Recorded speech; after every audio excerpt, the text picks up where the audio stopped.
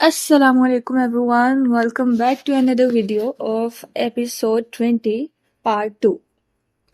लकड़ी और पत्थरों से बने उस घर में समंदरों की लहरों का शोर उस शाम सुनाई दे रहा था। लिविंग रूम और ओपन किचन के दरमियान रखे डाइनिंग टेबल के गिर्द 3 कुर्सियां लगी थी। एक पर अब्दुल मालिक फरीद बैठे थे। नाइट सूट पहन रखा था, ऊनी टोपी सर पे थी और चेहरा मजीद कमजोर दिखाई देता था। अपने इस्तख्वानी हाथ से वो सूप में ब्रेड भिगो के लुकमा ले रहे थे। दूसरी कुर्सी पर माहिर मौजूद था। उसने स्याह पैंट्स पे सुरमई हाई नेक स्वेटर पहन रखा था और आस्तीन पीछे को चढ़ाए वो मुसलसल मोबाइल पे बटन दबा रहा था। छत से लटकता जर्द बल्ब वाला लैंप उनके सरों से जरा सा ऊपर था और इसकी रोशनी सारे को ख्वाबनाक सा तासुर दे रही थी। फिजा में समंदर के नमकीन पानी की खुशबू थी और पार्मेसान पनीर की महक। इस घर में खुशबूदार मोमबत्तियां जलाने का रिवाज न था। ज़ारा की कुर्सी खाली थी। वो किचन काउंटर पर खड़ी पास्ता डिश में निकाल रही थी। उसके बलदार बाल ऊंची पोनी में बंधे थे, क्योंकि लहरों की सूरत कमर पे गिरते थे। उसने भी स्याह पैंट्स पे हाईनेक पहन रखी थी और ब्लॉक हिल्स लकड़ी के फर्श पे ठक ठक आवाज पैदा कर रही थी। फिर वो डिश लिए मेज तक आई और कुर्सी खींची। लकड़ी से रगड़ने की आवाज सुनाई दी और इश्तहा अंगेज सूरत वाला पास्ता दरमियान में रखा। फिर मुस्कुरा के माही को देखा। थैंक यू कि तुम आए। माहिर हल्का सा मुस्कुरा दिया, साथ ही मालिक को देखा। उसकी आंखों में तशवीश थी। वह जैसे बार बार उनके चेहरे को पढ़ने की कोशिश करता था। आज का सेशन कैसा रहा? वो बज़ाहिर लहजे को सरसरी बना के पूछ रहा था। जानता था मालिक फरीद को अपनी बीमारी से मुतल्लिक बात करना नहीं पसंद। उन्होंने बस एक कुटीली निगाह उस पर डाली और फिर ज़ारा को देखा। बैरबल क्यों नहीं आया? ज़ारा ने शान उचका दिए। बुलाया था, कह रहा था वो उसकी बीबी डिनर पे जा रही हैं और मैंने इसरार नहीं किया। माहिर के चेहरे पे बदमज़गी सी फैली, लेकिन बोला कुछ नहीं। पास्ता की डिश मालिक के सामने की। उन्होंने बेजारी से इसे परे करने का इशारा किया। आजकल उनसे कुछ खाया नहीं जाता था। तुमने ऑफिस अपनी चीजें ले ली? चंद लम्हे खामोशी से गुजरे तो माहिर ने चम्मच में पास्ता भरते हुए सवाल किया।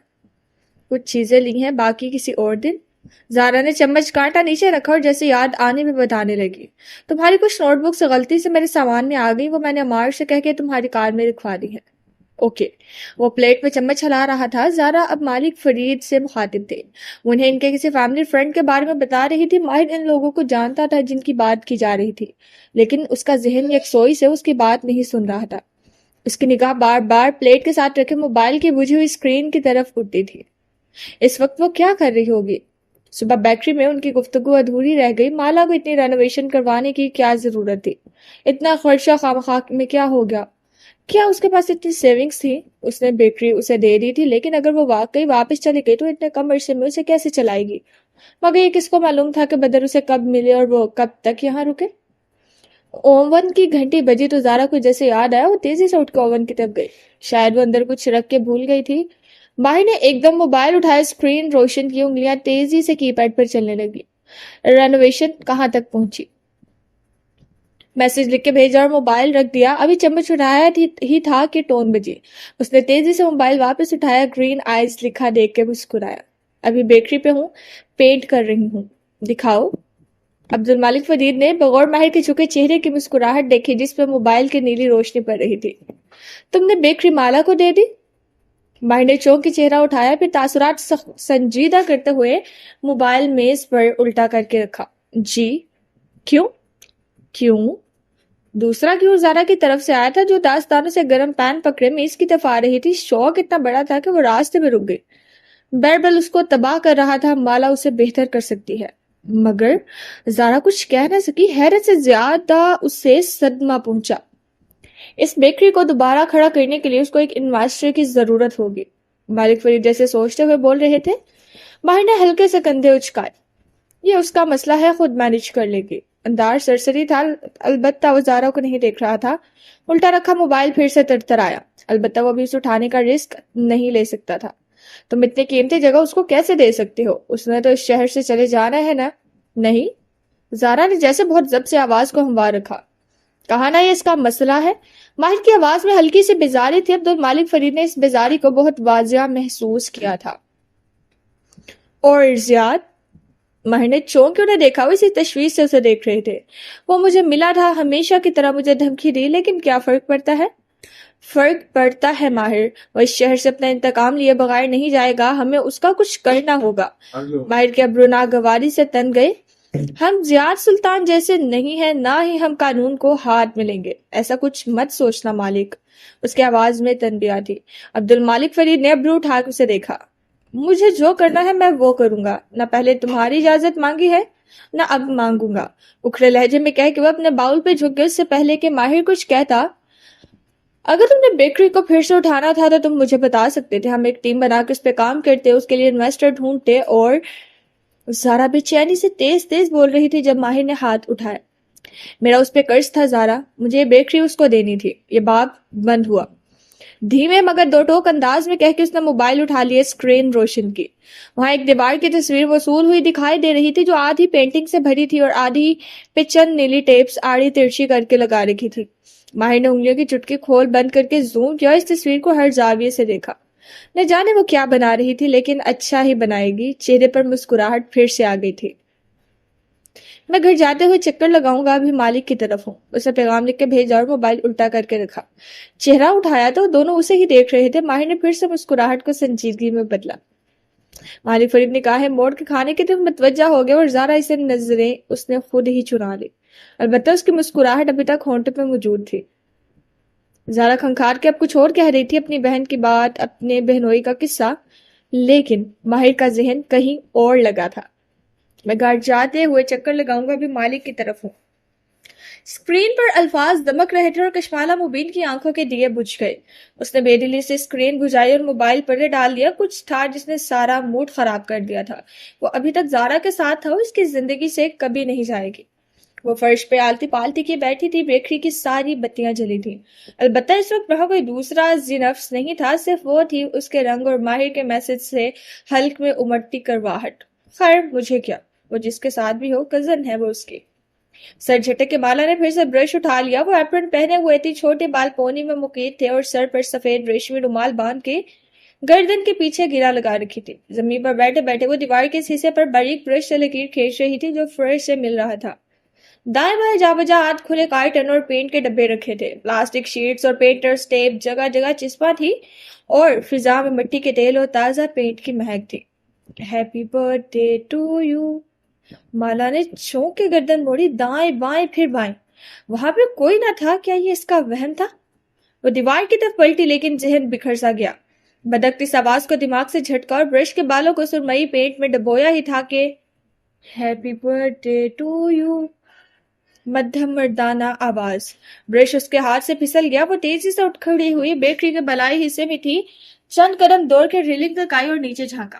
بیکری خالی تھی، سیڑھیاں سنسان تھی، دروازہ لوک تھا، وہاں کوئی نہ تھا۔ اس کے دل کی دھڑکن بے ترتیب ہوئی۔ رنگت قدرے پھیکی پڑی۔ وہ آواز حقیقت میں نہیں تھی، یہ اس کا ذہن تھا جو اس کے ساتھ کوئی کھیل کھیل رہا تھا، یا پھر آلیان کا بھیجا کوئی جن۔ وہ واپس آ کر بیٹھی ہی تھی کہ یہ موبائل ٹرن ٹرن بجنے لگا۔ ایک دم وہ ڈر گئی۔ اف ہو، پھر گہری سانس لے کر فون اٹھایا۔ عبد المالک فرید کالنگ۔ اچھمبے سے ابرو اکٹھے ہوئے۔ شاہد ماہر ڈنر کے بعد ان کی طرف سے نکل پڑا تھا اور اب اسے کال کر رہے تھے۔ ہیلو، فون کان سے لگایا۔ جی میں ٹھیک ہوں، تھینک یو، رک کے سنا۔ جی، گہری سانس۔ ماہر نے یہ سفید ہاتھی میرے نام کر دیا ہے۔ آنکھ گھما کے اطراف میں دیکھا۔ اس کو رینوویٹ کرنے کی کوشش کر رہی ہوں۔ نہیں، آپ صحیح کہہ رہے ہیں، مجھے انویسٹر کی ضرورت ہے۔ بالکل، لیکن اس شہر میں اتنے لوگوں کو جانتے نہیں، کیسے ڈھونڈوں انویسٹر؟ دوسری طرف سے کہے جانے والے الفاظ سن کر اس کی آنکھیں حیرت سے پھیلی، پھر چہرے پہ مسکراہٹ اتر آئی۔ او، مجھے یہ خیال نہیں آیا، کیا واقعی ایسا ہو سکتا ہے؟ اس کا چہرہ کھل اٹھا۔ اگر ایسا ہو جائے تو انویسٹمنٹ کا مسئلہ ہی حل ہو جائے۔ کال بند کی ہی تھی کہ زور سے ڈور بیل بجی۔ وہ ایک دم ڈر کے اچھلی، پھر تیزی سے سیڑھیوں کے دھانے تک آئے۔ گلاس ڈور کے باہر کھڑے شخص کا چہرہ دیکھ کے سانس میں سانس آئی۔ کیا ہوا؟ دروازہ کھلتے ہی ماہر چونک گیا۔ اس کی رنگت اڑی ہوئی تھی اور مسکراہٹ پھیکی۔ کچھ نہیں، میں اپنے دھیان میں تھی، سوچا اتنی رات کو کون ہوگا۔ اندر داخل ہوتے ہوئے ماہر نے کلائی پر بنی گھڑی دیکھی، 9:30 بجے ہیں، اتنی رات نہیں ہوئی۔ وہ کوٹ کو دوسرے بازو پہ تہہ کیے ہوئے تھا اور سرمئی ہائنے کے آستین پیچھے چڑھا رکھے تھے۔ مالا نے جواب نہیں دیا، اپنے تاثرات چھپاتی پلٹ کے سیڑھیاں چڑھنے لگی۔ ماہر دائیں بائیں دیکھتا ہے، اس قدموں سے اس کے پیچھے آیا۔ بیکری کو اوپر نیچے سے اکھاڑ دیا گیا تھا جیسے ری ماڈلنگ۔ کہاں تک پہنچی؟ وہ دونوں اب زینوں کے اختتام پر آ چکے تھے. مالا آلتی پالتی کیے دیوار کے ساتھ فرش پر بیٹھ گئی تھی. البتہ رخ دیوار کی بجائے ماہر کی طرف تھا. ماہر نے دائیں بائیں دیکھا. وہاں کوئی کرسی نہیں تھی, صرف ایک میز تھی جس پر بہت سا سامان رکھا تھا. اس نے اپنا کوٹ ریلنگ پر ڈال دیا اور نیچے مالا کے سامنے فرش پر بیٹھا. فرش ٹھنڈا تھا ہیٹنگ سسٹم کے باوجود. مشکل ہے لیکن ناممکن نہیں. میں سوچتی ہوں سارا فرنیچر بھی بدل دوں نئی تھیم کے لحاظ سے. ماہر نے نگاہیں اطراف میں گھمائی. دیواروں پر جگہ جگہ پینسل سے اسکیچ بنے تھے لیکن ایسے کہ کچھ سمجھ نہیں آتی تھی کہ وہ کیا ہے. اس نے واپس مالا کو دیکھا. آنکھوں میں تشویش تھی. تم اتنا خرچہ کیسے کرو گی؟ میری رائے میں بیکری ویسے ہی ٹھیک تھی. تمہیں صرف اس کو چلانا تھا. یوں سارے لوگ تبدیل کرنے پہ لاکھوں کا خرچہ آتا ہے اور خرچے کی فکر نہیں ہے. مجھے انویسٹر مل گیا ہے. اس کی ٹون ہی بدل گئی تھی. وہ ایک دم جیسے ہلکی پھلکی ہو گئی تھی. ماہر فرید کے دونوں ابرو تعجب سے اکٹھے ہوئے. انویسٹر؟ کون؟ کیسے؟ اس نے مالا کو یوں دیکھا جیسے اس کا دماغ چل گیا ہو. کشوالا نے مسکرا کے کندھے اچکائے. بس مل گیا ہے. سارا خرچہ وہی کرے گا. میرا صرف دماغ استعمال ہوگا. آئیڈیاز، مارکیٹنگ، اس کا چہرہ جوش سے گلابی ہو رہا تھا. وہ خوش لگ رہی تھی. آج اس کے چہرے پر پیٹ کا ایسا کوئی داغ نہ تھا جس کے بارے میں وہ چپ رہتا. لیکن تم اس شہر میں کسی کو نہیں جانتی. کشوالا نے جیسے برا مان کے اسے دیکھا. یہ صرف تمہارا شہر نہیں ہے. کئی دفعہ آئی ہوں یہاں اپنے شوٹس کے لیے. میں فوٹوگرافر ہوں اور ہم لوگوں کے گھروں میں جاتے ہیں. بہت سے کنیکشنز بن جاتے ہیں. کئی اچھے لوگوں کو جانتی ہوں میں اور کئی برس سے جانتی ہوں. ماہر نے آنکھوں کی پتلیاں سکیڑ کے مشکوک نظروں سے اسے دیکھا. مجھے یقین نہیں آتا لیکن خیر. آر یو شور تمہارا انویسٹر؟ آواز میں کڑواہٹ تھی. اتنا سارا خرچہ کرے گا؟ اس نے پھر سے مسکرا کے شانے اچکائے. سب کچھ کرے گا. میں نے صرف اسے بل تھمانا ہے. ماہر نے لب بھینچ لیے. غیر آرام دہ سا پہلو بدلا. وہ اتنا بڑا فیصلہ لینے سے پہلے اسے پوچھ سکتی تھی, مشورہ کر سکتی تھی, لیکن نہیں. کیا گارنٹی ہے کہ بل تھمانے پہ وہ ساری پیمنٹ کرے گا؟ کوئی کنٹریکٹ کیا ہے کیا؟ پھر اس نے لہجے کو قدر نرم کیا. دیکھو اس شہر میں لوگ بڑے بڑے سکیمز بہت آسانی سے کر لیتے ہیں. یہ کینیڈا نہیں ہے جہاں لوگوں کو پولیس کا خوف ہو. یہاں پہ کچھ بھی ہو سکتا ہے. اس لیے تمہیں یوں آنکھیں بند کر کے کسی پہ بھروسہ نہیں کرنا چاہیے. پہلے پیسے لے لو اور اس کے بعد. ماہر نے رات میں ہاتھ ملایا. یہ سارے خرچے کرو. لیکن وہ اسی طرح مسکرا رہی تھی. کہا نہ وہ پیسے دے دے گا. میں سارے بلز آخر میں اس کو تھما دوں گی. وہ مطمئن تھی لاپرواہی کی حد تک. ماہر نے افسوس سے سر دائیں بائیں ہلایا. اس بیکری میں یہ پہلی دفعہ نہیں تھا جب وہ کسی کو کاروبار کے اصول سمجھا رہا تھا. لیکن یہ طے تھا کہ ماہر فرید کی بات کوئی آسانی سے نہیں مانتا تھا. کیا معاہدہ ہوا ہے تمہارے انویسٹر کے ساتھ؟ پروفٹ کی شرح کیا ہوگی؟ اسی سنجیدگی سے پوچھنے لگا. آواز میں ناپسندیدگی تھی. پہلے انویسٹمنٹ تو ہو جائے پھر دیکھ لیں گے پروفٹ وغیرہ کو. ماہر بے وہ لاپرواہ تھی یا خوش وہ فیصلہ نہیں کر سکا. یہ طے تھا کہ اس کی ابھی کسی انویسٹر سے بات ہوئی تھی. پیسے کی امید دلانے کے پہلے چند گھنٹوں میں ہر خیالی پلاؤ پکانے والے کی یہی حالت ہوتی ہے. وہ سمجھ سکتا تھا. یہ بھی جانتا تھا کہ وہ اسے نہیں بتائے گی. جیسے اس نے آلیان کی کہیں بات اس سے چھپا لی تھی جو اس نے صرف مالک کو بتائی تھی. تم میری گھنٹی کرنے پر ڈر کیوں گئی تھی؟ مالک کے چہرے کی جوت بجھ گئی. لب کھولے جیسے تردید کرنا چاہتی ہو پر رک گئی. نو فلٹر اور نو ججمنٹ کا دعویٰ کیا تھا اسے نبھانا بھی تھا. مجھے آواز سنائی دی پھر سے. Happy birthday to you. وہ دونوں پینٹ کے ڈبوں اور خاکی باکسز کے درمیان فرش پر آمنے سامنے بیٹھے تھے اور وہ رک کے بول رہی تھی. کئی برس پہلے مجھے آواز سنائی دیتی تھی. حلال کی آواز. بعد میں اس نے مجھے بتایا تھا کہ کیسے وہ میوزک باکس کی چابی گھماتی تھی اور ساتھ happy birthday to you کہتی تھی تو آواز کسی طرح مجھ تک پہنچ جاتی تھی. لیکن حلال کے پاس وہ باکس نہیں ہے. نہ حلال. والا نے اسمات میں سے ہلا دیا. اب مجھے حلال کی آواز نہیں سنائی دے رہی. پھر کس کی آواز؟ اس خواب میں اور ابھی مجھے مردانہ آواز سنائی دی ہے. ایک آواز جس کے پیچھے بہت سی آوازیں ہیں. ظہیر کی آواز. ماہر کو چند لمحے لگے یاد کرنے میں کہ ظہیر کون تھا. وہ اوشن کا مالک جس نے اوشن بیچ کے تمہیں نکال دیا تھا؟ مالا نے اس بات میں سر ہلایا. وہ کہاں سے آ گیا؟ اس کا اس سب سے کیا تعلق؟ پتا نہیں لیکن ایک دفعہ ان سب نے میری برتھ ڈے یوں منائی تھی. مجھے کہا کہ اوشن میں آگ لگی اور میں پہنچی تو سارا سٹاف کیک لیے کھڑا تھا. ظہیر کی آواز ان میں سب سے واضح تھی. وہ سب تالیاں بجا رہے تھے. میں بہت پینک میں وہاں گئی تھی. مجھے پینک کی وہ کنڈیشن کبھی نہیں بھولے گی. خوف، پریشانی. آفس کے لاکر میں میرے ڈاکومنٹس اور چند قیمتی چیزیں تھی. مجھے لگا سب کچھ جل جائے گا لیکن میں وہاں پہنچی تو ایک سرپرائز میرا انتظار کر رہا تھا. اور تمہیں کیا وہ سرپرائز اچھا لگا تھا؟ مالا اداسی سے مسکرا دی. میں نے ان کے سامنے یہ ظاہر کیا کہ میں بہت خوش ہوئی ہوں لیکن سچ کہوں تو مجھے وہ سرپرائز اچھا نہیں لگا تھا کیونکہ میں ڈر گئی تھی، اور اب وہ ہیپی برتھ ڈے کی آواز دوبارہ سن کے میرے دل میں وہی احساس پھر سے جنم لینے لگا ہے۔ پینک، خوف، پتہ نہیں۔ اس نے جھرجھری لے کے سر جھٹکا۔ وہ غور سے اسے دیکھ رہا تھا۔ تمہارا برتھ ڈے کئی ماہ دور ہے، میرا نہیں خیال اس آواز کا تعلق تمہارے برتھ ڈے سے ہے۔ شاید یہ آواز نہیں کچھ بتانا چاہ رہی ہو۔ کشوالا نے کندھے اچکا دیے۔ پتہ نہیں، میں غور نہیں کرنا چاہتی، میں صرف… اس نے تھکی ہوئی سانس بھری اور گردن اٹھا کے اوپر دیکھا۔ بدر کو واپس لے کر جانا چاہتی ہوں اپنی زندگی میں۔ ایک اداسی سی بیکری پہ پھیل گئی، ایسی اداسی جس نے ساری روشنیاں گل کر دیں، امید کے سارے دیے بجھا دیے۔ وہ چند لمحے کے لیے کچھ بول نہ سکا، پھر سر جھٹک دیا۔ نہ موقع تھا نہ دستور۔ دائیں بائیں دیکھا، آدھ کھلے کارٹنز، برش، پینٹ کے ڈبے۔ میری مدد چاہیے؟ اس نے جھٹ سے سر ہلایا اور اٹھ کھڑی ہوئی، صرف ایک چیز کے لیے۔ وہ میز تک گئی، ایک کھلے کارٹن میں ہاتھ ڈالا اور ایک چیز باہر نکالی جو نکلتے ساتھ ہی کھنکھنائی تھی۔ ماہر نے اچنبھے سے اسے اس طرف دیکھا۔ وہ ہاتھ میں ایک بیل لیے ہوئے تھی، جامنی رنگ کی بیل جسے چرچ بیل ہوتی ہے۔ وہ مسکرا دیا۔ یہ کیا ہے؟ یہ دروازے پر لگانی ہے تاکہ جب کوئی دروازہ کھولے تو مجھے معلوم ہو، سیکیورٹی بھی ہوگی اور خوبصورتی بھی۔ وہ گھنٹی اٹھائے کھڑی مسکرا رہی تھی۔ لیکن میرا ہاتھ وہاں تک نہیں پہنچ رہا، یہ کام میں نے تمہارے لیے رکھ دیا تھا۔ ماہر کہنا چاہتا تھا کہ اپنے انویسٹر کو کہہ دیتی، شاید وہ لگا دیتا گھنٹی، لیکن خیر۔ وہ مسکرا کے اٹھا، گھنٹی ہاتھ سے لی اور زینے اترنے لگا۔ ہر اترتے قدم کے ساتھ 2 گھنٹی جھنجھنا رہی تھی۔ ماہر بیکری سے گھر ہی جا رہا تھا۔ اسے ساتھ چلنے کے لیے صرف ایک دفعہ کہا، جانتا تھا وہ نہیں مانے گی۔ اسے اپنی بس پسند تھی، وہ کچھ دیر مزید کام کرے گی پھر بس پکڑ لے گی۔ ماہر نے مزید اصرار نہیں کیا، اسے گھر کے راستے میں ایک جگہ رکنا تھا۔ وہ ہائی وے تھا۔ جب احساس ہوا کہ بیک ویو مرر میں ایک کار کی لائٹس بہت تیز روشن دکھائی دے رہی تھی۔ اس نے چوکنے انداز میں چند ایک دفعہ مرر میں دیکھا، پھر تیز رفتار کی۔ اس کار کی رفتار بھی تیز ہو گئی۔ ماہر نے اچانک رفتار آہستہ کی تو وہ کار بھی سست ہو گئی۔ وہ مسلسل اس کے پیچھے تھی۔ ایک موڑ پہ ماہر ایک دم کار پارکنگ لین میں لے گیا۔ تعاقب کرتی کار رک نہ پائی، وہ اسی رفتار سے زن سے سامنے نکل گئی۔ وہ ڈرائیور کا چہرہ نہیں دیکھ سکا۔ اس نے کالا لبادہ اوڑھ رکھا تھا۔ وہ کچھ دیر پارکنگ لین میں کار روکے کھڑا رہا، پھر اسے دوبارہ سڑک پر ڈال دیا۔ چند لمحے گزرے تھے جب موبائل کی گھنٹی بجنے لگی۔ نمبر غیر شناسا تھا۔ اس نے کار فون کا اسپیکر آن کیا اور کچھ نہیں بولا۔ خاموشی، پھر مردانہ آواز گونجی۔ میں صرف تمہیں یہ بتانا چاہتا تھا کہ تم میری نظر میں ہو۔ وہ اسی آواز کی توقع کر رہا تھا۔ اور میں پہلے ہی کہہ چکا ہوں کہ میرے تمام ایڈریسز تمہیں معلوم ہیں۔ میں اسی شہر میں ہوں، کہیں جاؤں گا نہیں۔ چند لمحے کے لیے اسپیکر خاموش رہا اور پھر…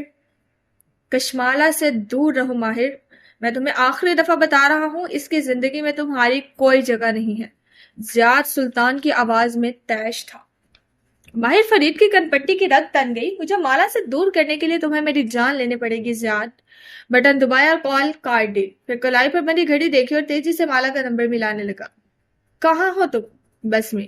کہیں رکنا مت، مجھے اپنی لائیو لوکیشن بھیجو، میں تمہیں راستے سے پک کر لوں گا۔ میں نے کہا نا ماہر، میری عادتیں خراب۔ مالا، بحث نہ کیا کرو ہر دفعہ، لائیو لوکیشن بھیجو۔ بس ہر 3-4 منٹ کے بعد کسی نہ کسی سٹاپ پر رکتی تھی۔ ماہر کی کار متعین کردہ سٹاپ تک آئی تو مالا نیچے اتر آئی۔ حیرت اور اچنبھے سے اسے دیکھ رہی تھی جو دروازہ کھول کے تیزی سے اس کی طرف آیا تھا۔ اندر بیٹھو۔ وہ دائیں بائیں بھی دیکھ رہا تھا۔ مالا ایک دم چونک گئی۔ کیا کوئی خطرہ ہے؟ ماہر نے جواب نہیں دیا، سر کے خم سے اشارہ کیا۔ وہ چپ چاپ کار میں بیٹھ گئی، سیٹ بیلٹ پہنی، لیکن ابھی تک ناسمجھی سے اسے دیکھ رہی تھی۔ وہ واپس اندر بیٹھا اور کار سٹارٹ کرنے لگا۔ تمہیں رات دیر تک بیکری پہ نہیں رہنا چاہیے، وقت پہ گھر آنا چاہیے۔ تم نے کہا تھا میں قید نہیں ہوں، اب یہ کیا ہے؟ میں نے پہلے بھی کہا تھا اور ایک دفعہ پھر کہہ رہا ہوں۔ وہ کار سڑک پر ڈالتے ہوئے سخت لہجے میں کہہ رہا تھا۔ زیاد سلطان ایک خطرناک آدمی ہے، وہ اسی شہر میں ہے اور وہ کچھ بھی کر سکتا ہے۔ میں اس کے بیٹے کی ماں ہوں ماہر، وہ مجھے نہیں مارے گا۔ اس کے پاس مجھے مارنے کے بہت سے مواقع تھے۔ مجھے زیاد سے نہیں، آلیان سے خطرہ ہے۔ ماہر نے گہری سانس لی، تنے اعصاب قدرے ڈھیلے ہوئے۔ جانتا ہوں تمہیں نہیں مارے گا، اس کی ہٹ لسٹ پہ کوئی اور ہے۔ آخری سطر وہ زیر لب بڑبڑایا، پھر سر جھٹکا۔ مارنا بہت طریقہ نہیں ہوتا انتقام لینے کا، وہ کچھ اور بھی کر سکتا ہے۔ وہ پہلے بھی کئی دفعہ بہت کچھ کر چکا ہے، تم آئندہ احتیاط کرو گی۔ وہ گردن موڑے غور سے اس کو دیکھ رہی تھی۔ کیا اس نے پھر تمہیں کوئی دھمکی دی ہے؟ مجھے اپنی پرواہ نہیں ہے مالا، مجھے تمہاری فکر ہے۔ کوئی کسی کو نہیں بچا سکتا ماہر، اور میں اپنا خیال خود رکھ سکتی ہوں۔ مجھے سچ سچ بتاؤ، اس نے پھر سے کچھ کیا ہے نا؟ ماہر نے ہلکے سے کندھے اچکائے. وہ یہ دھمکی کئی بر سے دے رہا ہے, مجھے اس کی پرواہ نہیں ہے. ایکسلریٹر پہ اس کے پیر کا دباؤ بڑھ گیا تھا. کار کی رفتار تیز تھی, وہ محسوس کر سکتی تھی کہ وہ پریشان تھا, لیکن بولی کچھ نہیں, بس کھڑکی سے باہر دیکھنے لگی. دل میں عجیب بے چینی سی اٹھ رہی تھی. بدر کو لیتے ہی اسے یہاں سے چلے جانا چاہیے, کیونکہ زیاد سلطان سے کچھ بعید نہیں تھا. وہ اس شہر میں صرف ایک شخص کی جان لینے آیا تھا, اور مالا اس شخص کی جان کو مزید اپنی وجہ سے خطرے میں نہیں ڈال سکتی تھی. کبیرہ بیگم نے اسے اسی ہوٹل میں بلایا تھا جہاں 1.5 ماہ قبل استنبول آنے کے بعد مالا ٹھہری تھی, اور جہاں اس نے ماہر کو مدعو کیا تھا. اس کے ریسٹورانٹ کی کرسیوں کا رنگ جامنی تھا. اس روز اس نے اس رنگ کو ایسے محسوس نہیں کیا تھا جیسے وہ آج کر رہی تھی. اس روز انہی کرسیوں پہ مالا اور ماہر بیٹھے تھے, اور 3 دن بعد بیربل اس سے یہی ملنے آیا تھا. یہ وہ ہوٹل تھا جو اس کے کلائنٹ نے اس کے لیے بک کیا تھا. اپنی ذاتی کمائی سے وہ ایسا ہوٹل افورڈ نہیں کر سکتی تھی, اور اگر پیسے ہوتے تب بھی یہ فضول خرچی نہ کرتی. لیکن کبیرہ بیگم کا معیار الگ تھا. ان کا سٹیٹس اور ذرائع آمدن کشمالہ مبین سے کہیں زیادہ تھے. وہ جب ہال میں داخل ہوئی تو کبیرہ سدان اس کو دور سے دکھائی دی. جن کرسیوں پہ ایک دفعہ وہ ماہر کے ساتھ بیٹھی تھی, وہ اس میز پہ موجود نہیں تھی, بلکہ ہال کے دوسرے سرے پہ ایک آئینے سے ڈھکی دیوار کے ساتھ رکھے سرمئی صوفے پہ براجمان تھی. بوائے کٹ بال جل سے سیٹ تھے, کان اور گردن میں ہیرے جگمگا رہے تھے, اور وہ آنکھیں موبائل سکرین پر جمائے ہوئے تھیں. سفید براک بلاؤز پہنے, جس کے گریباں پہ جھولتے لاکٹ میں کم از کم 3 کیرٹ کا ہیرا دمک رہا تھا. مالا جیسے جیسے ان کے قریب آتی گئی, اسے کبیرہ کے سر کے پیچھے آئینے میں اپنا عکس بھی نزدیک آتا دکھائی دیا. کندھوں تک آتے بال, ہلکا میک اپ, سفید کوٹ جو بار بار ڈرائی کلین ہونے کے باعث پہلے جیسا نہیں رہا تھا, اور گردن میں جھولتی فاختہ. گالوں پہ 2-3 دانے بھی تھے, اور ہاتھ پینٹ کرنے اور بار بار دھونے کے باعث مسلسل خشک ہو رہے تھے. ہر بڑھتے قدم کے ساتھ کبیرہ بیگم کے پرفیوم کی مہک تیز ہوتی گئی. وہ ان کے عین سامنے پہنچی تو انہوں نے مسکراتی آنکھیں اٹھائی, سر سے پیر تک اس کا جائزہ لیا, پھر فون رکھ کے اٹھ کھڑی ہوئی. کشمالا, انہوں نے اس کو یوں گلے لگایا جیسے اس پہ ڈھیروں پیار آیا, جیسے کر سے وہ اس کی ماں پہ جادو نہ کرواتی رہی, جیسے ایک زمانے میں مالا کے ایکنی ذرا چہرے کو انہوں نے نشانہ نہ بنایا ہو. مالا سیدھی کھڑی رہی اور خود ہی اسے گلے لگا کے الگ ہوئی. مالا نے ہاتھ بھی نہیں ہلایا. مجھے ایک نمائش کے لیے استنبول آنا ہی تھا. تمہاری بات نے مجھے تجسس میں مبتلا کر دیا, سوچا چانس لینے میں کیا حرج ہے. وہ بے نیازی بھری مسکراہٹ کے ساتھ واپس بیٹھی اور ٹیک لگا لی. کبیرہ بیگم کی شخصیت میں ایک رعونت اور رعب تھا, اور انداز سے یوں ظاہر ہوتا تھا کہ انہیں آلیان والی بات نے کچھ خاص متاثر نہیں کیا. میں نے جو کہا تھا سچ کہا تھا. وہ جام نے کرسی کھینچ کے بیٹھی, دونوں کے درمیان میز پر رکھے گلدان میں آج بھی باسی گلابی پھول تھے. پہلے یہ بتاؤ تم کیسی ہو؟ تم تو کینیڈا میں ہوتی تھی. وہ آنکھیں چھوٹی کر کے مسکراتی ہوئی اسے دیکھ رہی تھی. ان کی آنکھوں کی چمک اس چنجلنگ سے مختلف نہ تھی جسے وہ خواب میں دیکھا کرتی تھی. شاید شیطانی چمک ایک جیسی ہوتی ہے. میں اپنے بیٹے کو ڈھونڈنے استنبول آئی ہوں. کبیرہ بیگم کے چہرے پر مصنوعی افسوس ابھرا, ہونٹ اوہ میں سکڑے. او ہاں, افسوس ہوا اس کے بارے میں سن کے. مجھ سے بہتر تمہارا غم کون سمجھ سکتا ہے. خیر, تمہاری فوٹوگرافی اور سوشل میڈیا. ہم سمال ٹاک کو سکپ کر کے کام کی بات کرتے ہیں کبیرہ تائی. مالا مسکرا نہیں رہی تھی, وہ بس سنجیدہ تھی.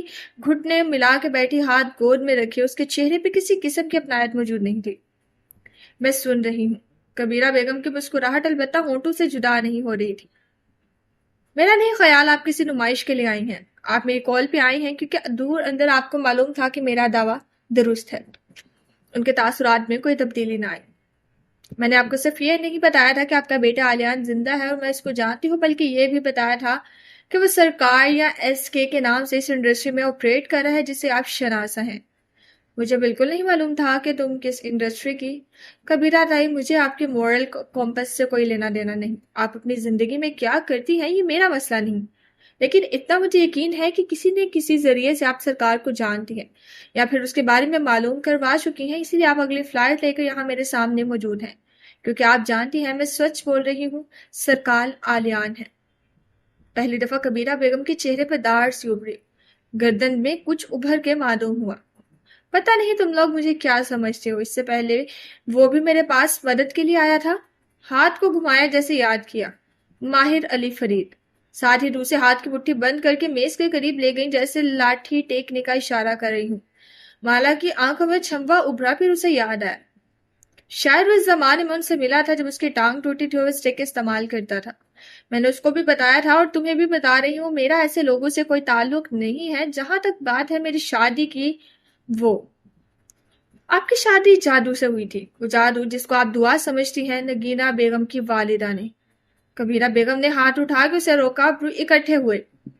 نگینہ بیگم کے بارے میں تم نے بہت سی باتیں پھیلائی ہیں خاندان میں نے کوئی بات نہیں پھیلائی، صرف سچ۔ مجھے افسوس ہوا ہے تمہاری طلاق کا، تمہارے ساتھ جو ہوا اس کا، اور زیاد بھلے ایک سیریل کلر ہی کیوں نہ ہو۔ انہوں نے جھرجھری لی، لیکن نگینہ بیگم ایک پارسا اور نیک خاتون تھی، تمہیں ان پر الزام نہیں لگانا چاہیے تھا۔ مالا نے گہری سانس خارج کی۔ یہ صفائیوں اور وضاحتوں کا وقت نہیں تھا۔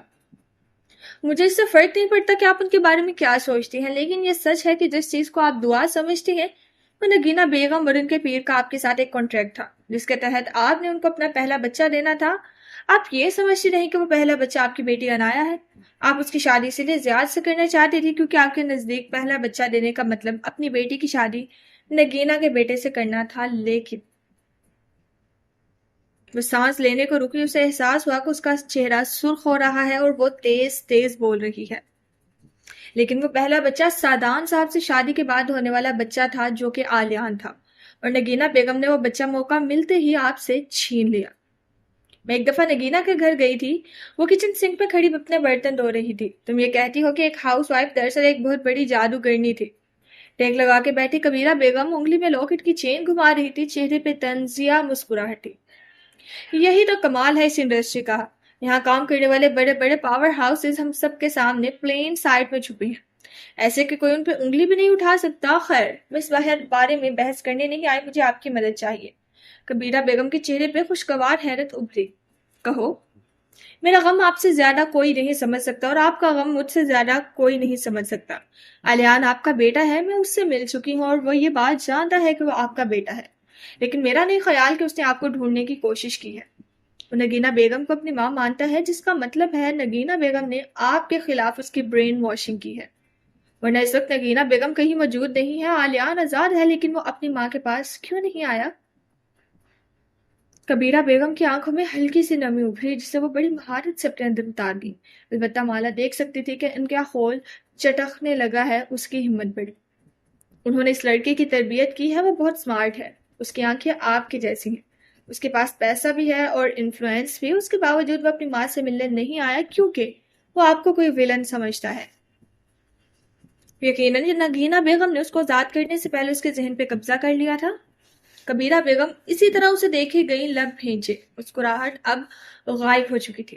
آپ مجھے جانتی ہیں، میں آپ سے جھوٹ نہیں بولوں گی، میں اس سے مل چکی ہوں اور یقیناً مستقبل میں دوبارہ بھی ملوں گی۔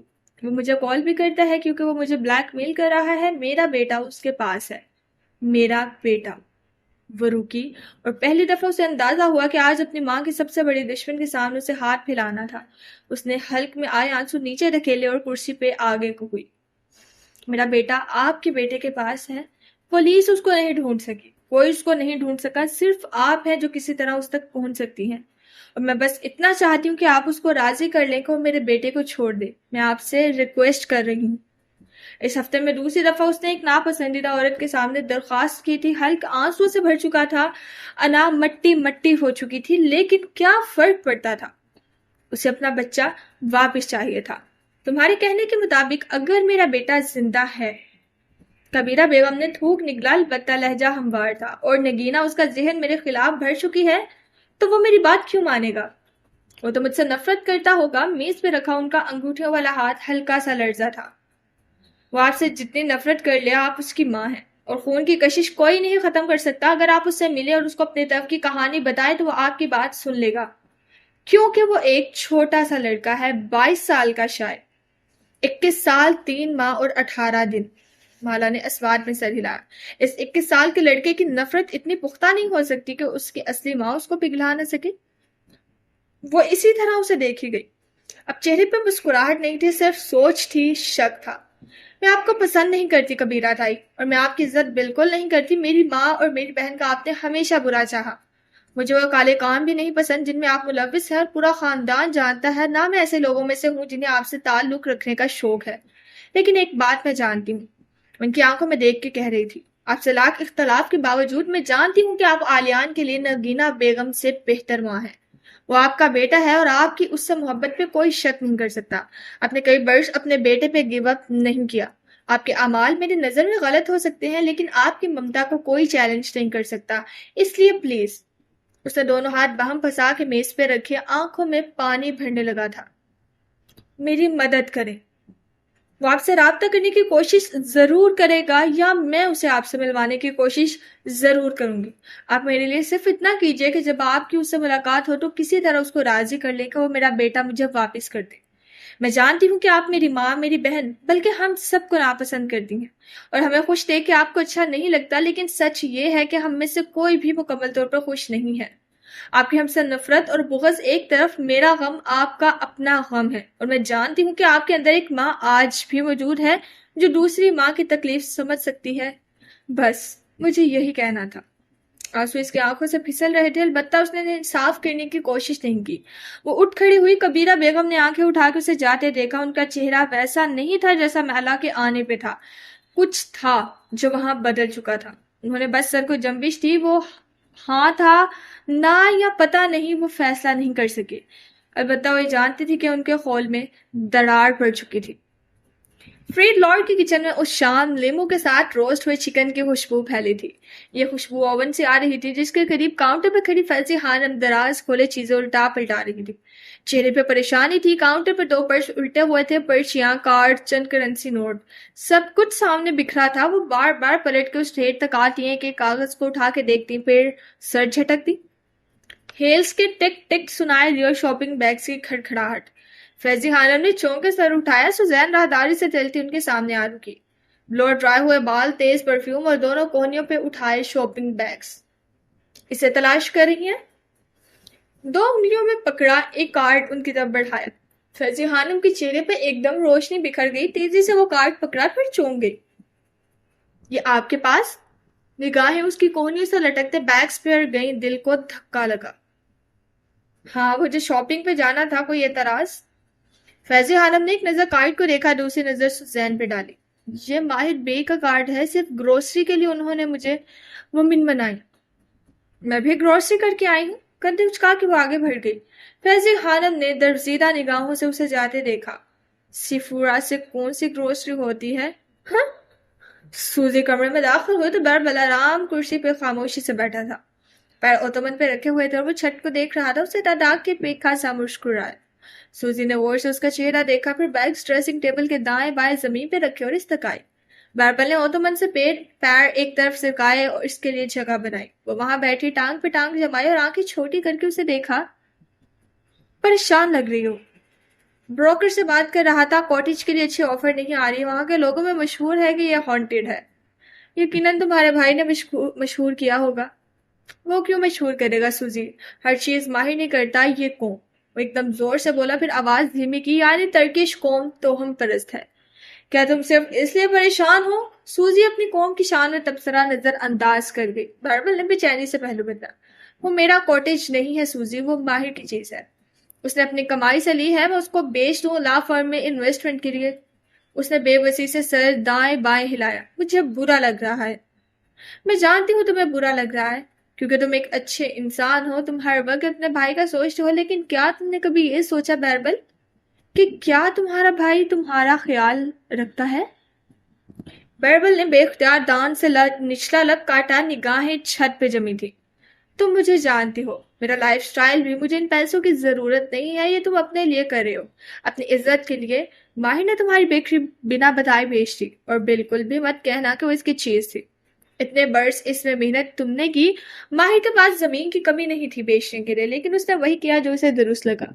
اسے یہی معلوم ہوتا ہے کہ تمہارے بھائی کی نظر میں تمہاری عزت نہیں ہے، اور میں چاہتی ہوں کہ میرے شوہر کی سب عزت کریں، اس کو کوئی روند کے نہ چلا جائے۔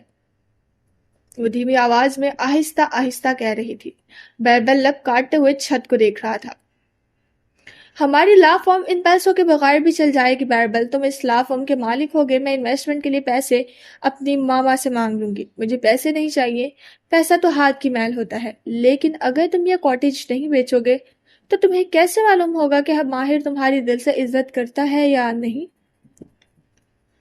بیربل نے سینے پر بازو لپیٹ لیے، لب کاٹتے ہوئے سر جھکا لیا۔ وہ اپنے پیروں کو دیکھ رہا تھا جو کینچی صورت اوتمن پر لمبے کر کے رکھے تھے۔ ماہر نے یہی کہا تھا نا کہ جو چیز جس کے نام ہوتی ہے وہ اس کو بیچ سکتا ہے اور اس کو بھی کوئی اعتراض نہیں ہے۔ کاٹیج کو بیچ کے تم یہ ثابت کرو گے تم اور ماہر برابر ہو۔ ایک عرصے تک تمہارے ابا نے تم دونوں بھائیوں میں فرق کیا ہے اور اس چیز نے تمہاری پرسنالٹی کو بہت حد تک مسخ کیا ہے۔ بیربل نے بے اختیار کن پٹی مس لی، سر میں درد اٹھنے لگا تھا۔ لیکن اگر تم اپنے بھائی کے ساتھ اپنی برابری کا تعین کر لو گے تو تم دونوں کا ریلیشن شپ مزید بہتر ہو جائے گا۔ تم ایک دوسرے کے برابر آ جاؤ گے، پھر تمہیں اس سے یہ گلہ نہیں ہوگا کہ وہ تمہیں کنٹرول کرنے کی کوشش کرتا ہے۔ اس میں تمہاری اور ماہر دونوں کی بھلائی ہے۔ پھر وہ پیچھے ہوئی اور ہلکے سے شانے اچکائے۔ ورنہ میرا کیا ہے، مجھے یہ پیسے نہیں چاہیے، مجھے صرف اپنے شوہر کی عزت اور اس گھر میں برابری کا مقام چاہیے، بس۔ پھر وہ مسکرائی۔ اچھا اب اپنا موڈ ٹھیک کرو، میں دکھاتی ہوں میں کون سے ڈریسز لائی ہوں، بلکہ پہن کے دکھاتی ہوں۔ وہ پرجوش انداز میں ایک کہتی اٹھی تو وہ ہلکا سا مسکرا دیا، سر کو جھمبش دی۔ یہ ایسی ایک صبح تھی جب آسمان سورج نکلنے کے بعد بھی جامنی تھا اور فضا میں خنکی تھی۔ کیف کی عمارت کے اندر ہیٹنگ سسٹم کے باعث گرمائش تھی۔ مالا کچنٹ میں داخل ہوئی تو دیکھا ہاٹ پلیٹ کے سامنے کھڑی شبنم کچھ پکا رہی تھی۔ مالا نے اپنے پرنٹ شدہ کاغذ ایک طرف رکھے جن میں تازہ انک کی مہک تھی اور اوپری کیبنٹ کھول کے ایک صاف مگ نکالا۔ پھر شبنم کے قریب آئی تو وہ جو موبائل پہ لگی تھی چونک کے سیدھی ہوئی۔ مالا اتنی صبح صبح؟ ہاں مجھے ماہر سے کام تھا، وہ ابھی تک نہیں آیا۔ اور یہ کیا بنا رہی ہو؟ اس کی نگاہیں ہاٹ پلیٹ تک جا رکی جس میں ننھے سوس پین میں کوئی شے دھیمی آنچ پہ کھول رہی تھی۔ الائچی کی خوشبو سارے میں پھیلی تھی۔ ماہر بے کی کڑک چائے۔ کشمالا کے ابرو نہ سمجھی سے اکٹھے ہوئے۔ میں سمجھی وہ صبح میں کافی پیتا ہے، گھر سے کافی پیتے ہیں، اور جس وقت گھر سے نکلتے ہیں میں ان کی کڑک چائے کھولنے کے لیے چڑھا دیتی ہوں، اس لیے میں آفس میں سب سے پہلے آتی ہوں۔ جب تک وہ یہاں پہنچیں گے ان کی چائے تیار ہوگی۔ جس دن میں لیٹ آئی اس دن وہ مجھے دروازہ دکھا دیں گے۔ شبنم سر جھکائے موبائل پہ تیز تیز بٹن دبا رہی تھی۔ خالی مگ پکڑے مالا نے جھرجھری لی۔ اتنا مشکل ہے اتنا ہائی مینٹیننس باس؟ شبنم نے اینک کے پیچھے سے گھور کے اسے دیکھا۔ نہ صرف ہائی مینٹیننس بلکہ سائیکوپیتھ بھی ہے۔ مالا بے اختیار ہنس پڑی۔ شبنم کا فون تھرتھرانے لگا تو اسے بےچارگی سے چہرہ اٹھایا۔ وہ مجھے کال کر رہا ہے۔ کون؟ تمہارا موجودہ کرش؟ شبنم نے سادگی سے پلکیں 2-3 دفعہ جھپکائی۔ تم اس سے بات کرو، میں چائے بنا دوں گی۔ شبنم کی آنکھوں میں خوشگوار حیرت اتری۔ تمہیں کڑک چائے بنانی آتی ہے؟ کشوالا نے کندھے اچکائے اور خالی مگ ایک طرف رکھا۔ میں اپنے گھر میں سب سے اچھی کڑک چائے بناتی ہوں، مجھے میری ماں نے سکھائی تھی، اپنے لیے بھی بنا لوں گی، جاؤ تم۔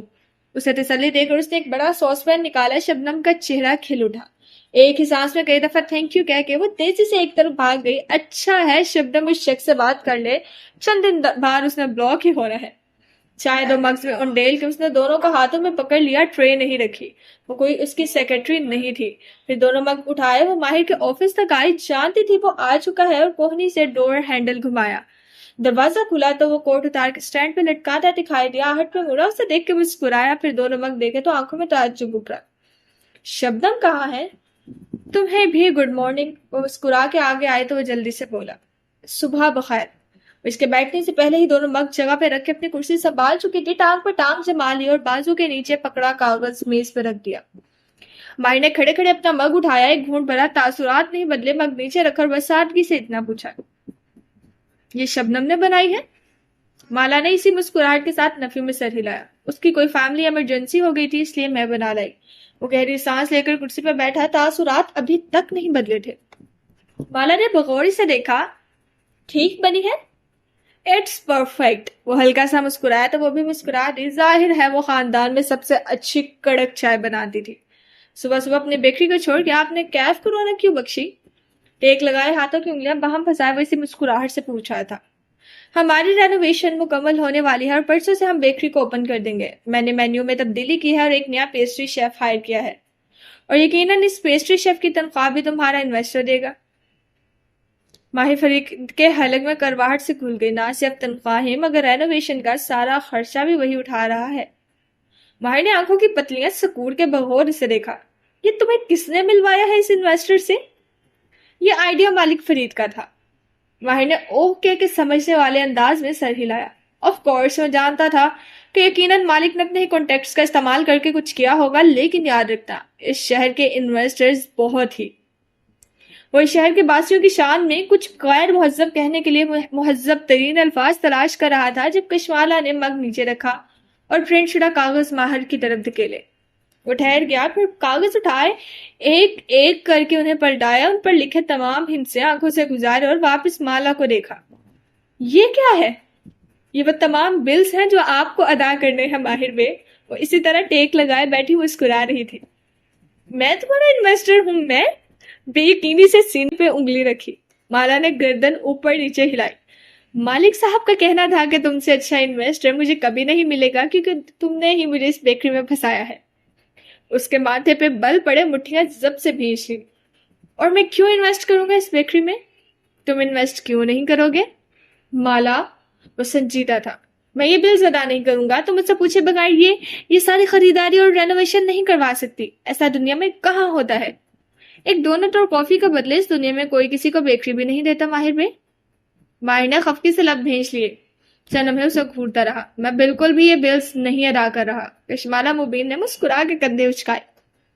سوچ لو، 535 لیرہ میں جو بیکری مجھے ملی ہے وہ 600 لیرہ میں سوزی اور بیربل کو فروخت بھی کر سکتی ہوں۔ میرا کیا جائے گا، بلکہ انگلیوں پہ گنا 65 لیرہ کا منافع ہی ہوگا۔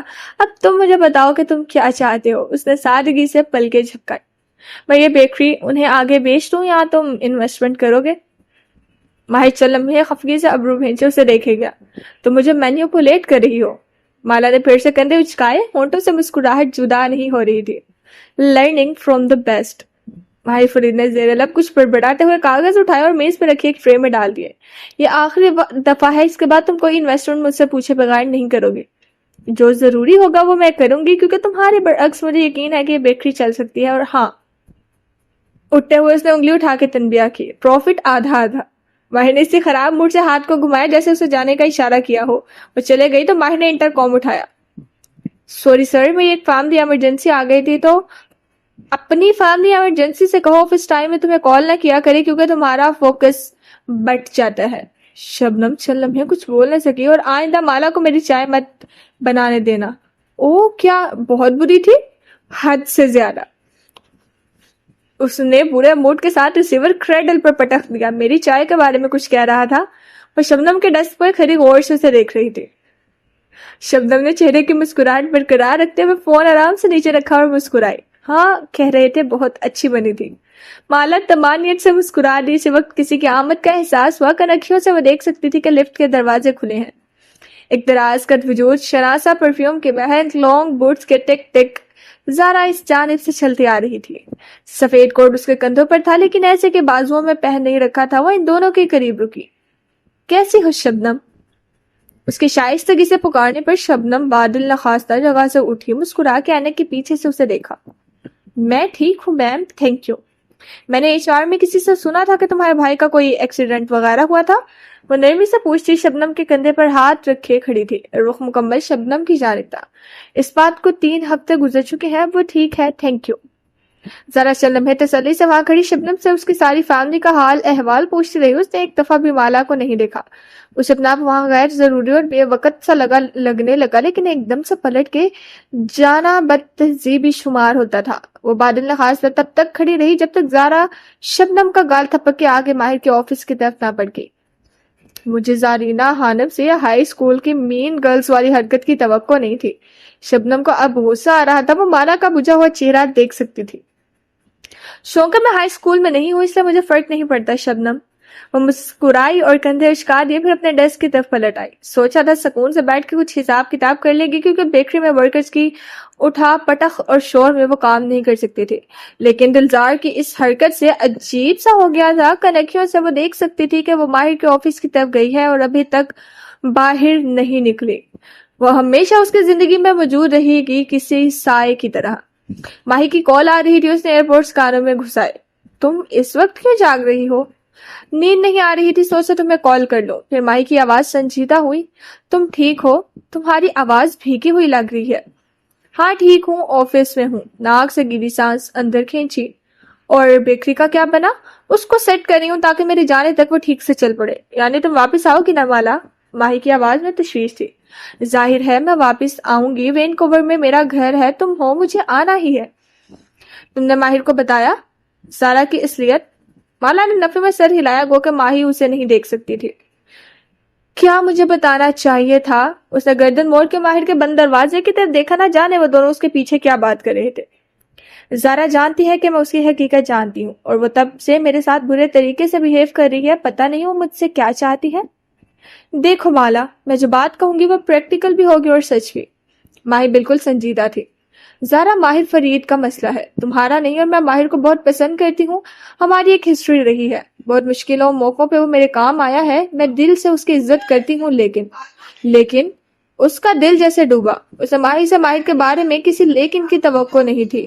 لیکن ماہر ایک پیچیدہ انسان ہے اور اس کی زندگی میں بہت سی پیچیدگیاں ہیں. جب وہ تمہاری زندگی میں آیا تھا، کیف بن کے تو اپنے ساتھ بہت سے مسئلے بھی لے کر آیا تھا. زیاد پہلے دن سے جانتا تھا کہ ماہر فرید کون ہے اور اس کی بہت ساری پلاننگ ماہر کا مقابلہ کرنے کے لیے تھی.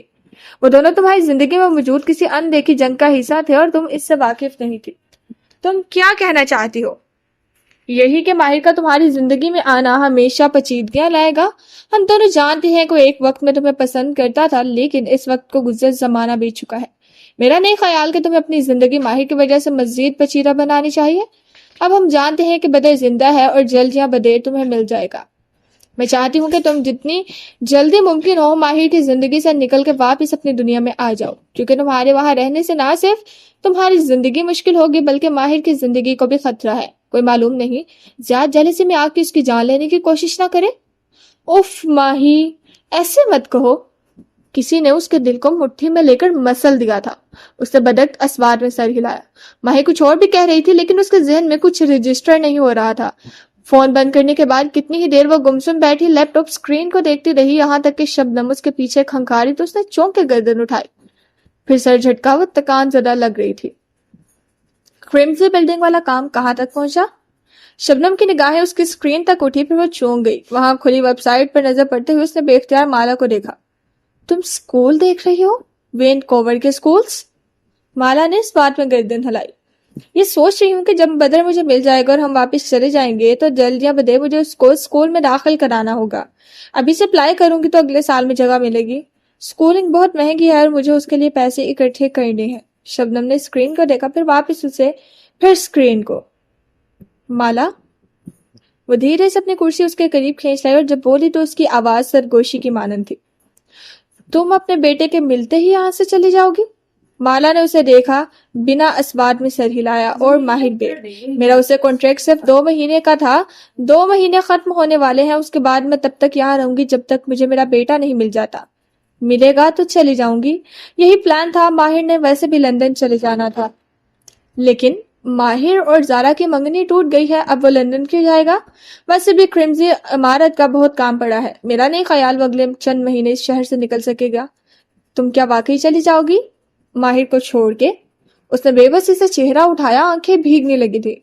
شبنم، میرے پاس اس شہر میں رکنے کے لیے کوئی وجہ نہیں ہے. میں یہاں سے جانے کے لیے ہی تو آئی تھی. شبنم کا چہرہ بجھ گیا. اس نے منہ بسور کے مالا کو دیکھا. 2 ماہ پہلے نہ تم ایسی تھی نہ ماہر بے. وہ بدل گئے ہیں تمہارے آنے سے. ان کے گرد ہر چیز بدل گئی ہے. ایسا پہلے تب ہوا تھا جب وہ لاہور گئے تھے اور واپس آتے ہی اس آفس میں پودے رکھوا دیے تھے. پودے؟ ہاں یار، چھوڑو اس بات کو. ہم آفس والے دن کے کئی گھنٹے ان کے ساتھ گزارتے ہیں مالا. ہمیں سب نظر آ رہا ہے. تمہیں کیوں نظر نہیں آتا؟ میں نے کہا نا شبنم. اس نے بہت ضبط سے آنسو اندر اتارے. چند گہرے سانس لیے. جب بولی تو اس کی آواز سنجیدہ تھی. میرے پاس اس شہر میں رکنے کے لیے کوئی وجہ نہیں ہے. نہ ہی میرے اندر اتنی توانائی ہے کہ میں اپنی زندگی کے فیصلے کسی دوسرے انسان کے لیے کروں. میرے یہاں آنے سے صرف ماہر کی زندگی ہی پشیدہ نہیں ہوئی بلکہ میری بھی ہو جائے گی. لیکن مالا، وہ کنکھیوں سے دیکھ سکتی تھی کہ ماہر کے آفس کا دروازہ کھلا ہے. وہ اور زارا آپس میں بات کرتے ہوئے باہر نکل رہے تھے. وہ بار بار گھڑی کو دیکھتا، موبائل پہ بٹن دبا رہا تھا. دفعتاً اس نے چہرہ موڑا جیسے مالا کو تلاش کرنے کے لیے دائیں بائیں دیکھا. وہ تیزی سے واپس گھوم گئی، ایسے کہ اگر وہ دیکھتا بھی تو اسے مالا کے سر کی پشت دکھائی دیتی. لیکن مالا. ان کے لفٹ میں سوار ہونے کے بعد شبنم نے دھیمی آواز میں دوبارہ کہنے کی کوشش کی، لیکن تب تک وہ اٹھ کے اپنی چیزیں سمیٹ رہی تھی. ان باتوں کا کوئی فائدہ نہیں ہے شبنم، چھوڑو، جانے دو. وہ شبنم کو دیکھے بنا چیزیں سمیٹتے ہوئے کہہ رہی تھی. پلکوں پہ آنسو پھر سے آ ٹکے تھے. وہ ہمیشہ اس کی زندگی میں رہے گی. وہ اس کی کزن تھی، اس کی فیملی. وہ کبھی اس کی زندگی سے نہیں نکلے گی. 2 ماہ ختم ہوتے ہی وہ بلت والے اپارٹمنٹ میں واپس چلے جائے گی، بدل ملے یا نہیں، وہ ماہر کی زندگی میں مزید نہیں رہے گی، اس نے فیصلہ کر لیا تھا۔ دوپہر کا سورج شہر پہ روشن تھا، لیکن بادل اس کو کھل کے چمکنے کا موقع نہیں دے رہے تھے۔ ایک پارک کے کنارے روش پہ ہوڈی والا نوجوان چلتا جا رہا تھا، کانوں میں ایئرپورٹس تھے اور وہ جیبوں میں ہاتھ ڈالے کچھ گنگنا رہا تھا جب اس کے پسندیدہ میوزک میں خلل پڑا۔ سیڑھی نے کان میں اعلان کیا کہ اسے کبیرہ سادان کی طرف سے ایک نیا پیغام وصول ہوا ہے۔ وہ بیچ روش کے ٹھہر گیا، ماتھے پہ بل پڑے، جیب سے موبائل نکالا اور اسکرین روشن کی۔ پورٹل پہ کبیرہ سادان کا میسج جگمگا رہا تھا، کیا ہم مل سکتے ہیں؟ صرف ایک دفعہ، میں تمہیں دیکھنا چاہتی ہوں اور ان باتوں پہ یقین کرنا چاہتی ہوں جو کشمالہ نے مجھے کہی ہیں۔ آلیان کے ماتھے پہ بل پڑے۔ اس روز کبیرہ سادان اسے کئی میسج بھیج چکی تھی، اس نے کسی کا جواب نہیں دیا تھا۔ اس پورٹل پہ اسے کال کر سکتی تھی، لیکن صرف تب جب وہ آن لائن ہوتا۔ اس کے پاس کبیرہ کا نمبر موجود تھا، لیکن ابھی تک اس نے انہیں کال کرنے کی زحمت نہیں کی تھی۔ مالا نے اسے برا پھنسایا تھا۔ وہ ایک درخت تلے رکا، تنے سے ٹیک لگائی اور کچھ سوچ کے اپنی فون بک کھولی۔ کبیرہ سادان کا نمبر واٹس ایپ پر ملایا اور فون جیب میں ڈال دیا۔ کانوں میں لگی ایئرپورٹ پہ گھنٹی جاتے ہوئے سنائی دینے لگی۔ تیسری ہی گھنٹی پہ بے قرار سا ہیلو سنائی دیا۔ وہ شاید کسی غیر شناسا نمبر سے آنے والی کال کی منتظر تھی۔ آلیان چند لمحے خاموش کھڑا رہا۔ کبیرہ کا دوسرا ہیلو چوکنا سا تھا، جیسے وہ امید اور خوف کے درمیان میں ہے۔ کشمالہ مبین نے آپ سے جھوٹ بولا ہے، میں آپ کا کھویا ہوا بیٹا نہیں ہوں، آپ یہاں صرف اپنا وقت ضائع کریں گے، کیا ہم مل سکتے ہیں؟ وہ جیسے اسے سن ہی نہیں رہی تھی، بے قراری سے بولی تو آلیان کے ابرو بھینچ گئے۔ اپنا وقت ضائع کرنے کے ساتھ آپ مجھے انوائے بھی کریں گے۔ میں آج سے آپ کو اپنے کلائنٹیل سے فائر کر رہا ہوں، کلائنٹیل سے فائر کرتا ہوں۔ اب آپ میری کلائنٹ نہیں رہی، اس لیے نہ مجھے کال کریں نہ مجھ سے کوئی توقع رکھیں۔ میں آپ کو نہیں جانتا، نہ میرا آپ سے کوئی تعلق ہے۔ فون نیچے کیا اور کبیرہ کا نمبر پورٹل پہ بلاک کر دیا۔ اب وہ اسے کال نہیں کر سکے گی، نہ اس سے کسی قسم کا رابطہ کر سکے گی۔ اسے قدرے سکون محسوس ہوا، جیبوں میں ہاتھ ڈالے وہ پھر سے روش پہ چلنے لگا اور سماعت میں میوزک گونجتا گیا۔ اس موسیقی کی دھن میں بہت سی آوازیں شامل تھیں، یادوں کا ایک سمندر تھا جس کے دروازے میں سوراخ تھے اور ہر ایک سوراخ سے جھانکنے پہ ایک نیا منظر دکھائی دیتا تھا۔ وہ چھوٹا سا لڑکا ایک سنگل بیڈ پر بیٹھا تھا اور نگینہ اس کے بالوں میں برش پھیر رہی تھی، ساتھ ہی محبت سے اس کو کچھ کہہ رہی تھی۔ وہ دونوں ایک کمرے میں چٹائی پہ بیٹھے تھے اور نگینہ چھری سے سیب کاٹ کاٹ کے اس کی پلیٹ میں رکھ رہی تھی۔ وہ ایک اندھیر درختوں والی سنسان جگہ پہ تنہا بیٹھی تھی، اسے خوف بھی آ رہا تھا اور چہرے پہ پسینہ تھا، ساتھ کسی کی قبر تھی۔ اس نے آنکھیں بند کی اور وہ پڑھنا شروع کیا جو نگینہ نے بتایا تھا۔ دھیرے دھیرے اس کا خوف جاتا رہا۔ وہ ویل چیئر پہ تھی اور کچھ کہہ رہی تھی، اور وہ لڑکا جس کا قد اب دراز ہو چکا تھا ان کی ویل چیئر دھکیلتے ہوئے ادب سے سن رہا تھا۔ میری ماں ایک ہی تھی، کبیرہ سادان، اور اسے زیار سلطان نے مار دیا تھا، تو مجھے کلیم نہیں کر سکتی۔ وہ موسیقی سنتے ہوئے تیز تیز چلتا خود سے بڑبڑا رہا تھا۔ زارا کا ارادہ کیف سے اپنی باقی ماندہ سامان لینے کا تھا، لیکن مالا کو دیکھ کے اس نے ارادہ بدل دیا۔ وہ چاہتی تھی کہ مالا اسے اور ماہر کو ایک ساتھ باہر نکلتے دیکھے، سو وہ ماہر کے ساتھ ہسپتال آ گئی۔ کچھ دیر وہ وہاں بیٹھی، دوا کو قطرہ قطرہ مالک فریق کے اندر ڈیلتے دیکھتی رہی، پھر ماہر سے اجازت طلب کر کے واپس کیف کی طرف روانہ ہو گئی۔ ہسپتال کیف سے زیادہ دور نہ تھا، چند منٹ کے ڈرائیو تھی۔ ماہر نے البتہ کہا تھا کہ وہ لنچ بریک تک وہیں رہے گا۔ وہ مالک کو تنہا نہیں چھوڑنا چاہتا تھا۔ بیربل نہیں آیا۔ سورج کی روشنی میں نہائے ویٹنگ روم میں بیٹھے ماہر نے گردن موڑ کے پیچھے کھڑے عمار کو دیکھا جو فوراً قریب چلا آیا۔ وہ تب آتا ہے جب آپ یہاں نہیں ہوتے۔ عمار جھجکا، پھر اضافہ کیا، وہ مجھ سے پہلے کنفرم کر لیتے ہیں۔ اچھی بات ہے، وہ تلخی سے کہہ کے سامنے دیکھنے لگا۔ عمار بھی کین کی کرسی کھینچ کے ساتھ ہی بیٹھ گیا۔ اب خاموشی تھی، کسی مصنوعی چشمے کے گرتے پانیوں کی آواز اور مشینوں کی مدھم بیپ بیپ۔ وہ دونوں کتنی ہی دیر بیٹھے مالک فرید کو دیکھتے رہے، یہاں تک کہ انہوں نے اپنے بھتیجے اور وفادار ملازم کی جانب سے کروٹ موڑ لی۔ شاید انہیں ان لوگوں کا کسی تماشے کی طرح ان کو دیکھنا پسند نہیں تھا۔ مالک صاحب دن میں کئی دفعہ میری بے عزتی کرتے ہیں۔ کتنی دفعہ؟ جب تندرست تھے تو 5 دفعہ، بیماری کے بعد 2 دفعہ۔ ماہر کے ہونٹوں پہ اداس سی مسکراہٹ ابھر آئی۔ اس نے رخ عمار کی جانب موڑ لیا جو شیشے کی دیوار کو دیکھتے ہوئے بولتا جا رہا تھا۔ شروع میں سوچتا تھا کہ اتنے تلخ بوجھ کے ساتھ کون گزارا کر سکتا ہے۔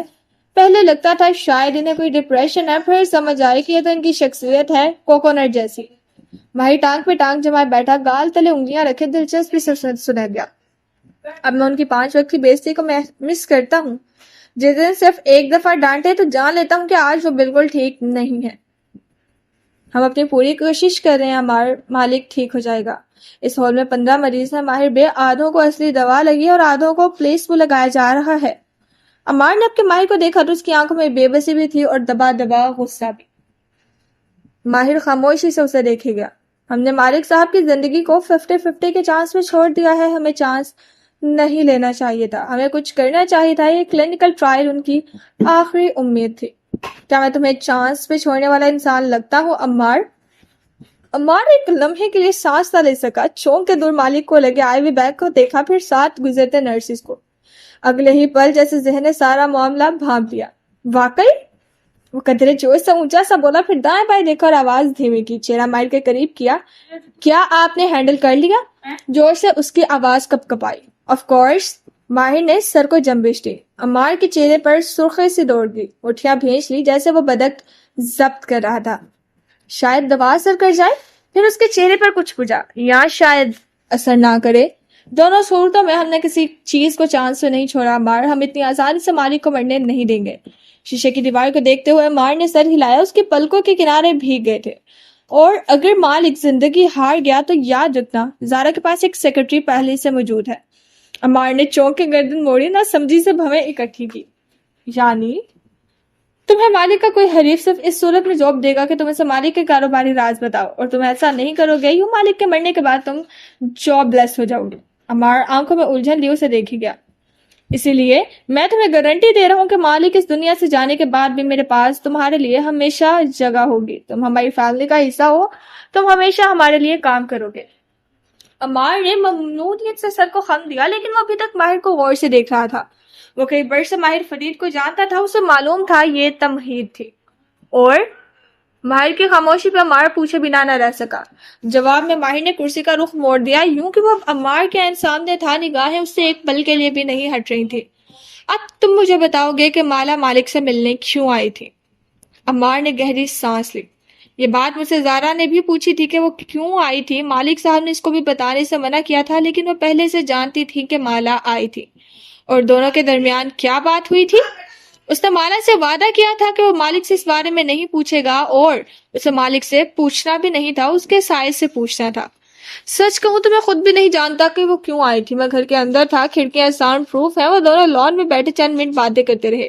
ہماری آنکھیں چھوٹی کیے جیسے یاد کر کے بتا رہا تھا، کنکھیوں سے وہ مالک کا آئی وی دیکھ سکتا تھا جسے اصل دوا لگائی جا رہی تھی۔ وہ تھوڑی دیر ہی بیٹھی، مگر کرسی کے کنارے پہ جیسے بھاگنے کو تیار ہو، جیسے کسی بات سے خوف زدہ ہو۔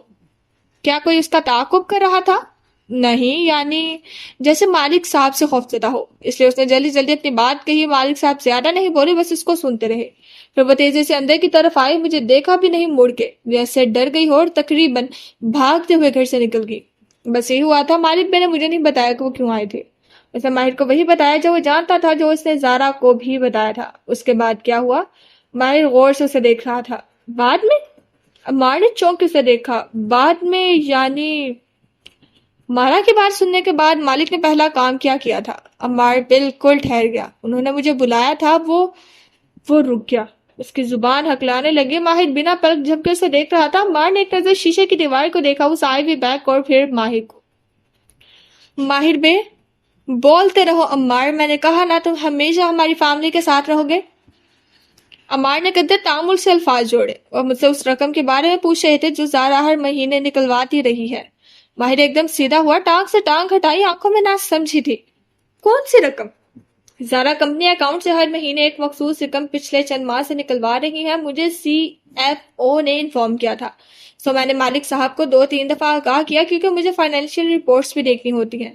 آڈٹ کے دوران سی ایف او نے زارا سے پوچھا بھی تھا کہ وہ رقم کہاں گئی، اور انہوں نے کہا کہ اس رقم سے انہوں نے بیگز لیے تھے، ان کے پاس تمام رسیدیں تھی، یہ ان کا پرسنل ایکسپینس تھا، اور آپ سب کزنز ایسے ایکسپینسز کرتے ہیں، سو اتنی بڑی بات نہیں تھی۔ پھر تم نے یہ بات بار بار مالک کو کیوں بتائی؟ زارا پیسے لے سکتی ہے، اس میں کیا مسئلہ ہے؟ کیونکہ وہ رکا، خشک لبوں پہ زباں پھیری، کیونکہ وہ اکثر ملک سے جاتے ہوئے اپنے اپارٹمنٹ کی چابیاں مجھے دے جاتی ہیں سیکیورٹی کے لیے، اور وہ بیگز ان کے اپارٹمنٹ میں نہیں تھے۔ انہوں نے ہمیں تمام رسیدیں دکھائی تھی، لیکن بیگز کہاں گئے؟ وہ بہت قیمتی بیگز ہیں، ہزاروں پاؤنڈز کے۔ ان کے اپارٹمنٹ میں صرف ان کے 8 بیگز ہیں جن کی حفاظت کے لیے وہ مجھے ہمیشہ کہتی ہیں، مگر نئے بیگز میں نے کبھی نہیں دیکھے۔ ماہر کا دماغ تیزی سے کام کر رہا تھا. آلیان نے مالا کو کچھ بتایا تھا جو اس نے مالک کو بتایا. زارا کمپنی سے پیسے لے رہی ہے. یہ بات آلیان کو کیسے معلوم ہوئی، اور اگر ہوئی بھی تو یہ ایسی بات نہیں تھی کہ مالا اسے یوں چھپاتی یا مالک سے کہنے سے ڈرتی. کتنی رقم تھی؟ عمار نے رقم بتائی پھر جھجکا. مجھے حیرت ہے کہ آپ نے ابھی تک نوٹس نہیں کیا. نہیں، مجھے بھی سی ایف او نے کہا تھا، لیکن وہ اس کے پرسنل ایکسپینس تھے، وہ کر سکتی ہے یہ. اس میں کوئی ایسی بات نہیں تھی. وہ سوچ سوچ کے کہہ رہا تھا، یہ معاملہ کب سے شروع ہوا تھا؟ آپ کے منگنی سے چند مہینے پہلے سے. وہ رقم ہمیشہ ایک راؤنڈ فگر ہوتا ہے، ایک ہی اماؤنٹ ہر مہینے، ایک ہی تاریخ پہ، اور وہ کیش لیتی ہیں، ایسے جیسے کسی چیز کی قسط ادا کرنی ہو یا جیسے کسی کو ریٹینر پہ ہائر کر رکھا ہو. ماہر بڑبڑایا. پرسوچ نگاہیں سن روم کے سرسبز کمروں میں جمی تھی. قریبی کاؤچ پہ بوڑھے میاں بیوی آ کے بیٹھ چکے تھے. ان کی کمسن بچی یہاں داخل تھی. مالا اور مالک کی ملاقات کے بعد مزید کیا ہوا؟ عمار نے کندھے اچکائے. کچھ غیر معمولی نہیں ہوا، بس اس ساتھ زارا آئی تھی. میں نہیں جانتا کہ مالک صاحب کی اس سے کیا بات ہوئی تھی، لیکن وہ واپس جاتے ہوئے رو رہی تھی. شاید ان کی آپس میں کوئی لڑائی. وہ رک گیا، کہتے کہتے چونکا جیسے کچھ یاد آیا. اور ہاں، مالک صاحب نے مجھ سے آلیان کے بارے میں پوچھا تھا. ماہر نے گردن اتنی تیزی سے موڑی کہ ہڈی کے چٹکنے کی آواز آئی. آلیان؟ جی.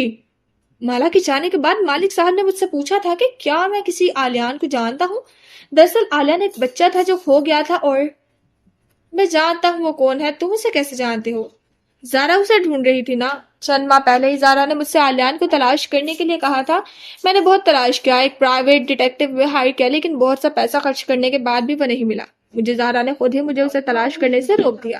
سن روم میں اب خاموشی تھی. ارد گرد کے ہونٹ ہلتے ہوئے دکھائی دیتے تھے، لیکن اب مار کے سوا سب کی آوازیں بند ہو چکی تھی. وہ رقم زارا نے آلیان کی تلاش ختم کرنے کے بعد نکلوانی شروع کی تھی یا پہلے؟ عمار کے ابرو سوچنے والے انداز میں اکٹھے ہوئے. ایک لمحے کے لیے دماغ میں حساب کیا. بعد میں. بالکل، میں کلیئر ہوں، بعد میں. پھر اس نے شیشے کی دیوار کو دیکھا اور دوبارہ ماہر بے، یہ باتیں کوئی اتنا بڑا راز نہیں تھی جو میں آپ کو نہ بتاتا. ان کو بتانے کا مقصد مالک صاحب سے بددیانتی. وہ کچھ کہہ رہا تھا اپنی صفائی میں، اپنی اخلاقیات کے بارے میں، لیکن ماہر نہیں سن رہا تھا. وہ دھیرے سے کھڑا ہوا، ہاتھ سے اس کا کندھا تھپکا اور آگے بڑھ گیا. عمار بھی ساتھ ہی اٹھا. وہ پیچھے اسے پکار رہا تھا، لیکن ماہر نہیں سن رہا تھا. وہ چلتا جا رہا تھا. سن روم کے سارے پودے ایک دم سے سیاہ ہو گئے تھے. سورج کی روشنی کوئلے کی سیاہی میں بدل گئی تھی. اس کا اٹھتا ہر قدم خلا میں پڑ رہا تھا. ذہن شل تھا. آنکھیں جھپک رہی تھی یا نہیں اس کو نہیں معلوم، بس وہ چلتا رہا تھا. کوریڈور کے اختتام پر ریسیپشن تھی، اس کے اختتام پر ایک سنہرا دن، اس کے اختتام پر پارکنگ لاٹ، اس کے کہیں وسط میں اس کی کار. ایک مرحلہ عبور کرنا دشوار تھا. اس کا سانس تیز ہو چکا تھا. کار میں بیٹھتے ہی اس نے سٹارٹ کا بٹن دبایا، لیکن آج انجن کے حرکت کرنے کی آواز نہ آئی. ساری آوازیں دم توڑ چکی تھی. قول شبنم. 2 الفاظ میں کار کو حکم دیا اور اسے سڑک پر ڈال دیا. پارکنگ لاٹ کے کسی کونے سے اردل تیزی سے اس کی جانب بھاگا تھا، لیکن ماہر نے ڈرائیور کا انتظار نہیں کیا. وہ ڈرائیور کو دیکھ ہی نہیں رہا تھا. چونکہ دوسری چابی اس کے پاس تھی، سو کار آگے بڑھ چکی تھی. اسپیکرز پہ ٹون سنائی دی اور پھر شبنم کی آواز. جی ماہر بے، زارا کہاں ہے؟ اسے اپنی آواز میں راحت محسوس ہوئی. وہ اپنے آفس میں ہیں، اپنا سامان اکٹھا کریے. کیا میں انہیں کال پہ بلاؤں؟ اس کی آواز نے شبنم کو ایک دم پریشان کیا. نہیں، بالکل نہیں. اس کو میرے آنے تک وہاں روکے رکھو. کپکپاتی انگلی سے اس نے بٹن دبایا. کال کٹ گیا. اب سامنے سڑک تھی اور اس پر بہتر ٹریفک، اور اس کے درمیان تیزی سے زگ زیگ کر کے کار نکالتا ماہر فرید. قریب سے گزرتی گاڑیوں کے ہارن، لوگوں کی اونچی اونچی آوازیں. اسے کچھ سنائی نہیں دے رہا تھا. وہ کبھی دائیں اور کبھی بائیں کار موڑتا آگے بڑھتا جا رہا تھا.